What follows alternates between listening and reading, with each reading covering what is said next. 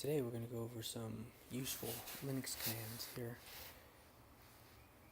So I'm logged onto a Red Hat Linux server, and we're going to run some basic commands just to kind of get an overview of the system. So as you can see, I'm just typing away here, and we're going to see some information that's going to be perused on the system and how we're going to get access to it. So as you saw, maybe going a little bit too fast, but it's some uname, gives you the version of the Linux kernel. We got cat commands, which are you can use to display information, send it to the screen. We got an ls. There's some parameters in there. Ls usually printed in a horizontal format. ls-l does it in a horizontal, more like Windows, for you Windows people. You can set up aliases to run. There's another alias a lot of people like to use, ll, and then there's different variants of it. You see there's ls-la, show hidden files, etc. Just to kind of, these commands, Dmessage is what you see when the system boots up. And if there's something going on in the system while in the boot up process, you can scroll through this and see exactly what was happening. And then you see me doing a clear the screen. So here's a tail command to show the last X number of entries in the log files. There's multiple log files. I'll just use var log messages, and you can see that there's some messages, and then you can do a tail and some options, usually -F100, show the last 100 entries. Not too many entries on this server, so it's probably not going to show very much. And then the tail command, you'll see it was sitting there waiting, it was processing the information. Here we got the mount command, shows you all your file systems that are mounted. Your CD-ROMs, DVDs, hard disks, iSCSI disk, NFS, etc. Here's a df command, which shows your all your volumes. And there's a df-h. -H is another switch, which basically means the human format. As you can see, the df shows it in the bytes and etc., and the df-h shows it in something you're more familiar with, once again in the Windows type fashion.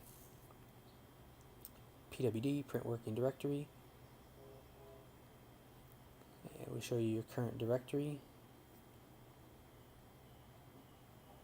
And here's a command that's being typed wrong. Yum is the installation mechanism for Red Hat. I believe other variants of Linux have get, apt, etc. So yum list shows you your installation applications, and to install something, it's yum space install space the name of the file. If you don't know the name of the file completely, it's yum space install space partial file star, and it'll bring up a list and ask you if you want to install it. If you want to do unattended install, it's just put a -y switch, and then you can yum list again, or if you want to remove it, it's a yum space remove the file. And as you see, we just did a install, and it installed.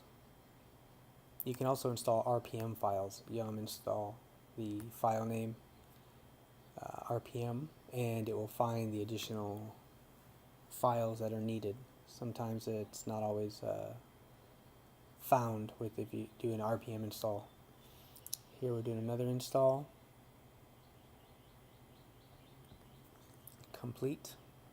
You can see it does a process, and you can see it going along. This was the screen program, where you can see the screen is good if you're running a program and you need to disconnect and you connect back up, it'll be right where it was.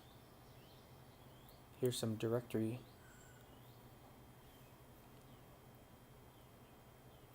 information that you can use. There's, in addition to the ls-l, there's cp is copy, mv is move, mkdir is make directory. You can see here's an alias set up for dir, which is Windows driven application. So you can have this emulate a Windows. And then I'm doing some copies of some files.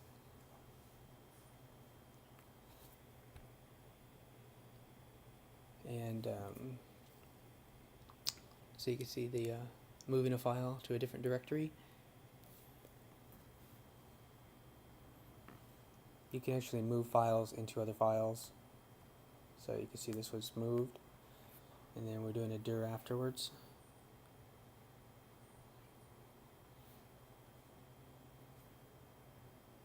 And then we're looking in that directory. There's the file.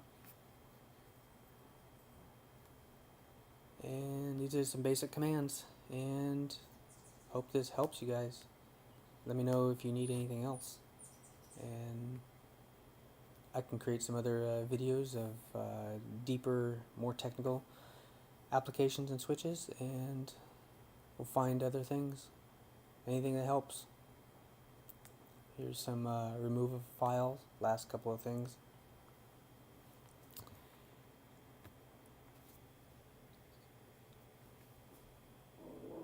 So RM will ask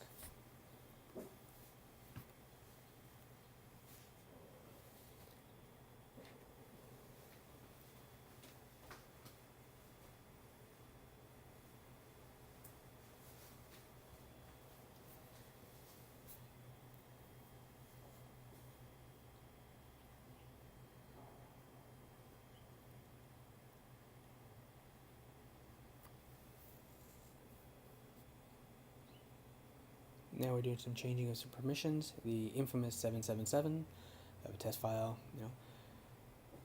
read write, etc.